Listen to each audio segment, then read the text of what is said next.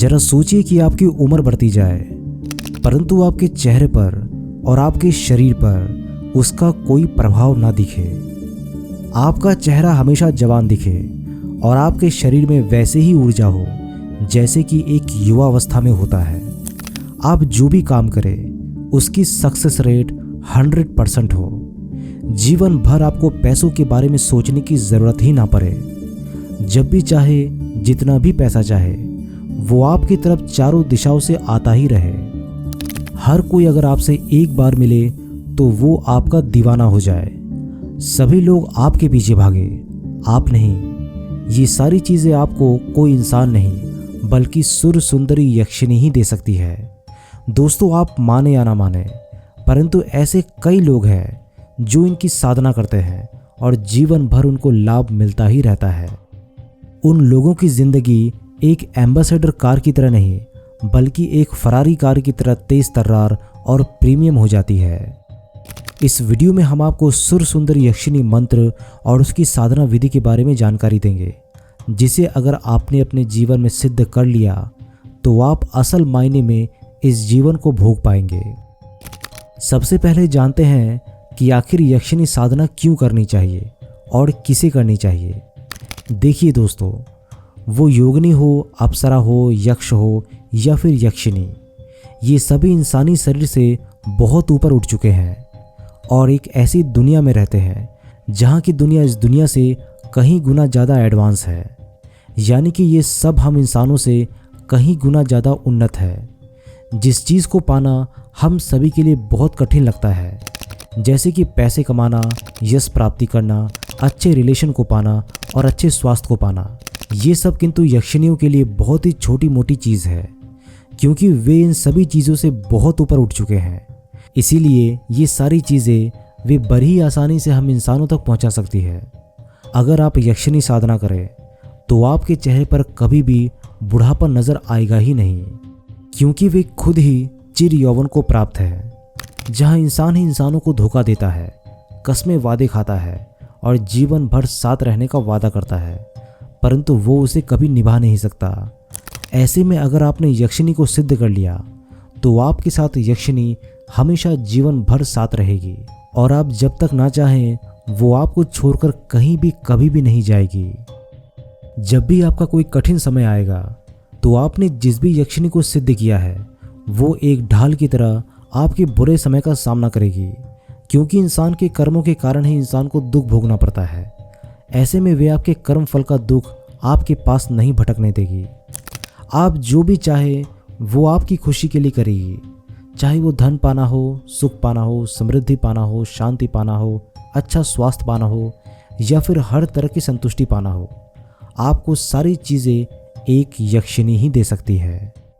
दोस्तों, वैसे तो यक्षिणी 36 प्रकार की होती है और हर यक्षिणी आपको ये सारी सुख दे सकती है जिसके बारे में हमने आपसे अभी कहा, परंतु हर यक्षिणियों के पास इन सभी के अलावा एक विशेष शक्ति होती है। जिस भी साधक को जो चाहिए वे अपने मन के हिसाब से उस प्रकार की यक्षिणी को सिद्ध करने की कोशिश करता है। कई लोग यक्षिणी को भूत और पिशाच की श्रेणी में मानते हैं, लेकिन ये लोगों की गलत अवधारणा है। यक्ष यक्षिणी में सकारात्मक ऊर्जा होती है और ये कोई ना कोई तरीके से लोगों की मदद करने के लिए हमेशा तत्पर रहती है। कहा जाता है देवताओं के बाद दिव्य शक्ति में किसी का नाम अगर आता है तो वो है यक्षिणी का। आज हम बात करेंगे यक्षिणियों में से सबसे शक्तिशाली और श्रेष्ठ सुर सुंदर यक्षिणी के बारे में। अगर आपने इसे सिद्ध कर लिया तो समझो आपको सब कुछ एक साथ मिल गया। चलिए इनके मंत्र और साधना विधि के बारे में थोड़ा समझ लेते हैं। मंत्रों और साधना विधि के बारे में जानकारी देने से पहले मैं आप सभी से एक बात कहना चाहता हूँ। अक्सर लोग कहते हैं कि ये सब फेक बातें हैं और इंसान को हमेशा अपने कर्म पर ध्यान देना चाहिए, अपने पुरुषार्थ पर ध्यान देना चाहिए, इन साधनाओं पर नहीं। ऐसे में मैं आप सभी से एक सवाल पूछता हूँ, इस दुनिया में क्या सभी लोग अमीर हैं? क्या सभी लोगों को अपना मुकाम मिल ही जाता है? मेहनत तो हर कोई करता है, परंतु कुछ ही लोग हैं जिसे वो हर चीज़ मिल पाता है जो उसे चाहिए था। यहाँ तक कि उम्मीद से भी ज़्यादा उनको वो सारी चीज़ें मिलती है। परंतु दूसरी तरफ एक ऐसे लोग भी हैं जो सारी उम्र कमर तोड़ मेहनत करते हैं, परंतु जो चाहिए था जीवन में वो उसे पाने में असमर्थ होते हैं। इसका एक ही कारण है और वो है हमारे कर्म। जिसके कर्म अच्छे हैं उसे कम मेहनत में ही सब कुछ मिल जाता है, और जिसके कर्म बुरे हैं वो चाहे जितना भी परिश्रम कर ले उसे उसका फल 100 में से 1 या 2% ही मिल पाता है। जब तक आपके कर्म के फल का भोग पूरा नहीं हो जाता, आप जीवन में कभी भी उन्नति और शांति नहीं पा सकेंगे। ऐसे में कोई अगर पराशक्तियों की मदद लेता है तो उसे अपने किए गए कर्मों का फल का दर्द कम भोगना पड़ता है। ये पराशक्तियाँ उनके जीवन में उनके कर्म से मिलने वाले बंधनों को दूर करके धन, संपत्ति और समृद्धि का मार्ग खोल देती है। आशा करता हूँ कि आपको मेरी बात समझ में आ गई होगी। चलिए इस वीडियो में आगे बढ़ते हैं। वैसे इस साधना को करने के कई तरीके हैं। हर गुरु आपको इस साधना को करने के अलग अलग तरीके बताएंगे। उन्हीं में से कुछ विधियों के बारे में हम बात कर लेते हैं। जैसे कि नाम से ही मालूम पड़ता है, सुर सुंदरी यक्षिणी अत्यंत ही सुंदर होती है। जो भी साधक इनकी साधना करता है उसे साधना के दरमियान कई प्रकार के अनुभव दिखने लगते हैं, क्योंकि ये साधना बहुत ही तीव्र और शक्तिशाली साधना है। साधना के दरमियान सुंदर स्त्री के रूप में आकर सुर सुंदरी साधक का मन विचलित करने की कोशिश करती है ताकि वो ये साधना छोड़ दे। दोस्तों, आपको समझना पड़ेगा, कोई भी यक्षिणी हो या फिर योगिनी, वो कभी भी पूर्ण रूप से सामने नहीं आती। वो सिर्फ छाया के रूप में ही दर्शन कराती है या अपना रूप बदल कर आती है। सुर सुंदरी यक्षिणी को ब्रह्मांड के सभी सुख देने में सक्षम माना जाता है। खुश होने पर ये यक्षिणी साधक को राजाओं जैसा बना देती है। अगर साधक ने सुर सुंदरी यक्षिणी को सिद्ध करने का संकल्प ले लिया है तो उसे कुछ बातों का पालन करना बेहद जरूरी है। कामरत्न नामक तंत्र ग्रंथ में कुछ नियमों को वर्णन किया गया है, जैसे कि साधना काल में या फिर उसके बाद में भी साधक को मांस, मदिरा, तंबाकू और पान का सेवन नहीं करना चाहिए। इसके पीछे का कारण ये है कि आप एक ऊर्जा को अपने पास बुला रहे हैं और वो ऊर्जा आपके पास तब तक रहेगी जब तक आप शुद्ध हैं। अब आपने अगर साधना के बेसिक नियम को फॉलो कर लिया है तभी साधना में आगे बढ़ें। सबसे पहले आप भगवान शिव को साक्षी बनाएं।